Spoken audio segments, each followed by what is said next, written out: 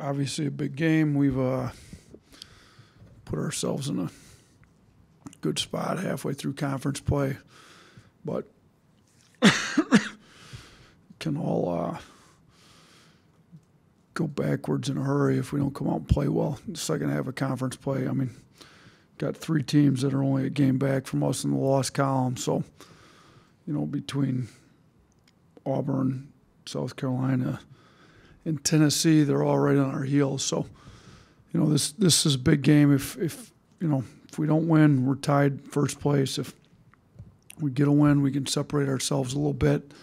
When we played them here, they did a good job with us. They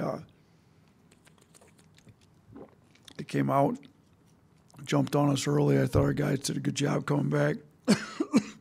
Obviously, Ryland had a really good game. We're going to have to play a lot better in a lot of ways because they play a lot better at home. I mean, they haven't lost at home all year. I think they're the only SEC team that still is undefeated at home. So they play a lot better at home. So we're going to have to be better. But, we got 2 good basketball teams, both ranked in the top 20. This game's become a national level game, not just a big game in the state of Alabama. It's a big game in the state of college basketball across the country now. So I'm looking forward to it. It's one of the best environments, I think, in all of college basketball over there. Their fans do a great job giving them a home court advantage, and their players play up to it. So it'll be a fun night, regardless of the outcome. But got 2 pretty even matched teams going at it. Yeah, hey, Coach. Last night you kind of spoke positively about Nick. Just where do things stand with him and his status? Yeah, he's coming. He's been in practice the last 2 days, so he'll make the trip with us to Auburn. But he's gradually working his way back in. Coach, thinking back to before the season started, you think about the roster attrition, losing 3 assistant coaches to D1 coaching jobs. To get to this point to where you say you are in a good spot, how have you seen the program from the player side and the coach's side kind of grow and develop from the beginning of the year to now? Yeah, I mean, the staff's chemistry, it's been good, but we still had to figure out, who's better coaching this, who's better. We've had 2 former head coaches in Austin and Ryan, so both of them obviously can coach both sides of the ball. We had to get a comfort level with that. Where does Preston fit in with everything? I mean, he's one of the best skill developers, talent evaluators, recruiters. He's also pretty good X&O coach that can he does a great job with the scouting report. So we all had to kind of figure out what our niche was going to be. I think it took us a little while. We made some changes as to how we all did things there, kind of at the end of non-conference play. We scheduled tough. We always scheduled tough, so it's not like we had 5 bad losses. We lost to 5 pretty good teams, and only one of them was here at home. So, it wasn't like the sky was falling, but we needed to make some changes. I think we made some appropriate adjustments. I think the players had to figure out how to respond to me as a head coach. 9 out of the 12 scholarship guys hadn't played here, had not played for me at all. So, there was an adjustment there, an adjustment to playing our system, adjustment to playing with each other. And I don't want to act like it's not the same in a lot of places because there's a lot of turnover on a lot of rosters. But to have dang near a whole new staff with that much turnover was probably a lot. And, I think we learned from our losses in non-conference, and if you don't schedule the way you do in the non-conference, I don't think you're ready to play the conference play like we were. So I think our non-conference schedule, even though we lost 5 games, still got us ready to play in league. 2 for you. 1, can you elaborate on some of the changes you guys made on the coaching side after non-conference play? And then 2, on Grant, how important was that first Auburn game and us kind of letting him see it and kind of try to build off that? Yeah, with the coaching staff, I'd been kind of offensive coordinator, defensive coordinator, and initially we had Coach Pannone kind of take the defense, kind of a role similar to Charlie's, but part of the reason I hired Ryan was, I'd gotten to know him really well through a lot of offensive stuff. And I think all summer and fall, he had kind of helped institute the offense with, he's obviously the one guy on staff that's much more tilted towards the X and O side. He's a big video guy. He's been a head coach in the G League, and Coach Claunch, when I originally talked to him, and kind of talked about maybe running the defense, but then Panone's watches a ton of video, and we kind of thought maybe. So we started with Coach Panone kind of running the defense, Coach Claunch and myself running the offense, and then Preston doing a lot with the personnel and scouts, kind of like we had Brian do. So we kind of just tried to match what it looked like the last 4 years around here. Well, it's not that cookie cutter. They're not. Coach Panone still got a ton of offensive ideas because that's where his mind kind of goes, and I want him there. So I thought he was it's kind of why I hired him, to help us with the offense. So, and I think Coach Claunch and Coach Murphy, after seeing the way Coach Panone and myself talk defense and what we wanted to do, got a lot higher comfort level. So we kind of went to a little bit more traditional, where Austin and Preston are splitting the scouts on the defensive side. I kind of flipped over to the defensive side more, let Coach Bowman and Coach Panone take the offensive side. And part of it is, go back to when I was a high school coach, I would kind of train an assistant in as to how I want him to offense run, let him run it. I coach the defense. When the head coach is much more involved in the defense, they tend to take it a lot more seriously. When I get to decide who plays and who doesn't, playing time and, all the other stuff, and I'm paying all the attention to the defense in practice. This was a group that our defense was pretty bad. I don't know how poorly it got in non-conference. It was down close to being 100. We weren't going to win a conference championship with the defense being that bad. So I kind of flipped over there, let them know, if you're not going to guard and I'm paying attention to it every day in practice, I'm just not going to play you, period. And I'm going to be very aware as to who's focused in on the defensive end and who's not. I do think we made some strides on the defensive end. It's still nowhere close to where we want it to be. I mean, if you look at Auburn, they're top 20, I believe, in both, I think top 15 in both offense and defensive efficiency. When you look at the metrics, we're still, depending on, I think in raw offense, we're 1, and adjusted offense, we're 2. And then our defense is still in the 50s. We're trying to get our defense up, in the top 30, and we still got ways to go. But, we kind of shuffled some things around. I think the one thing I'll say about the staff is all of them are just whatever you need, coach, whatever. They can all coach basketball, offense, defense, whatever. And so they let me kind of shuffle a few things around. And Coach Panone watches more video than anybody I ever know, so he still has input on both sides of the ball, as he's always going to have, because he's pretty educated on that stuff. You talk about the environment at Auburn, and we've heard about that a lot. Basketball courts are the same size for everybody, and same in football. In football, the main thing you hear coaches talk about is communications.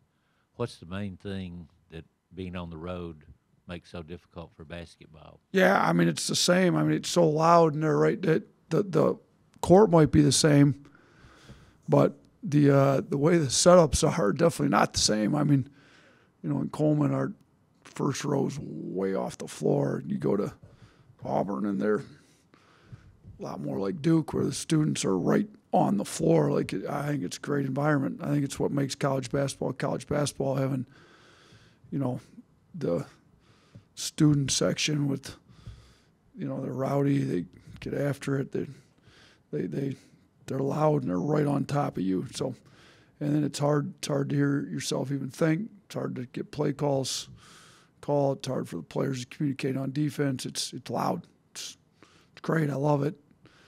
It reminds me a lot of high school gyms, just with a lot more people in there.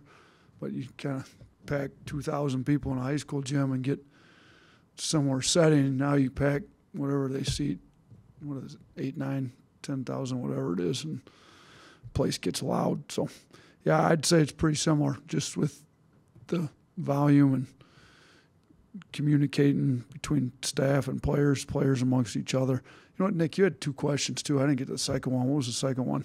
How big, that first answer was great, so don't worry about it. But how big was that first Auburn game for Grant? Kind of seeing what it was supposed to look like. Oh, yeah, I think the first Auburn game was big for all our guys that hadn't played here before. Just to kind of, you can tell these guys what the intensity level is going to look like. It's you don't really know what it's about till you experience it. So Auburn's got a few more guys back that have played in these games before. You know, seems like Cardwell's been here every year I've been here, and he's a really good player. Broom's been there. Katie Johnson's been there a while. You know, you kind of go down the list of some of these guys that have they've got some guys that have been in these games and understand it. So I think it was big for Grant, it was big for Aaron, big for Reitzel, you know, all the freshmen obviously. So yeah, they'll have a little bit better idea. They don't know quite what it's like to go into Auburn's gym, but they have an idea what the intensity level in this game looks like. Yeah, just following up on Charlie's question. I mean, you said that Nick's making the trip. Is he going to be available to play, or is that to be determined? Yeah, no, he'll be available to play. I'm not sure how much he'll play, but he'll be available to play. Yeah, Coach, thinking back to that last Auburn game, where did you think you were able to find the most success, and how are you going to be able to replicate that, or what are you looking to replicate in this game? Yeah, I thought, you know, we came out with some intensity and turned them over in the first half. We forced 9 turnovers in the first half. Now, in the second half, they took care of the ball pretty well, so I'm sure their point of emphasis is going to be they can't turn it over. I did think our pressure got to them a little bit. You know, Rylan Griffin gave us a big boost. Rylan came off the bench that game and kind of changed the whole complexion of the game when he came in, knocked down those 4 threes early. So I'm sure they'll be paying attention to Rylan. But, you know, I think we've got some other guys on the team capable of making some shots, and you know, we got to take care of the ball. They turn people over and get easy buckets. We got to do a better job on Broom. I thought he did.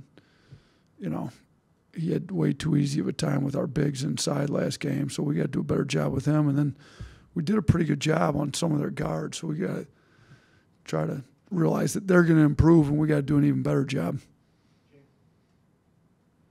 I personally just want to know, what's it like for you? What kind of feelings do you get as a head coach heading into big games like this? I mean, listen, I get amped up for them like the players do. I coach because I like to compete, and I schedule tough games in the non-conference because I like to compete. I'd rather not just run all over, you know, a bunch of bye games. So, like, these big games are, to me, they're fun. I mean, I like going in an environment like that. Kind of, like I said, some of it takes me back to my days at Romulus when I was a high school coach, and you get those big rivalry games. Romulus Belleville when I first got there, and there's sellouts, and they got to lock the doors, and you know, hundreds of people can't get in, and guys are sneaking in through side doors to try to, you know, it's it's fun. I mean, you get to compete here, and you get to do it in a packed out gym in front of a national audience, and I think your players have an intensity level about them. Kind of go back to I think it was our first year here that we set the record for threes made. We later broke the record, but I think we hit 22 threes at their place because we started out down 16-0. When you start the game out 16-0, going to take a lot of threes. We happened to make a few of them. But I think, you know, we've had some wild swings in these games. At our place last year, I think, what were we down 17 with 7 minutes and some change to go?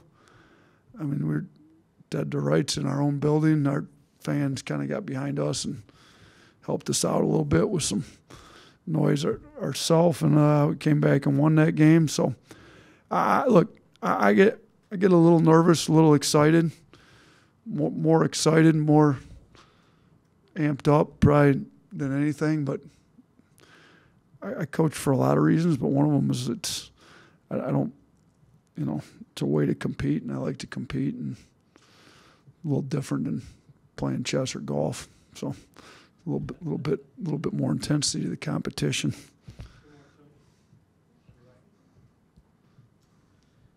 Given that you mentioned the turnover on this roster, and given maybe Charles Bediaco's unexpected departure to start, is this one of your best coaching jobs? Do you feel like you've had since you've been here?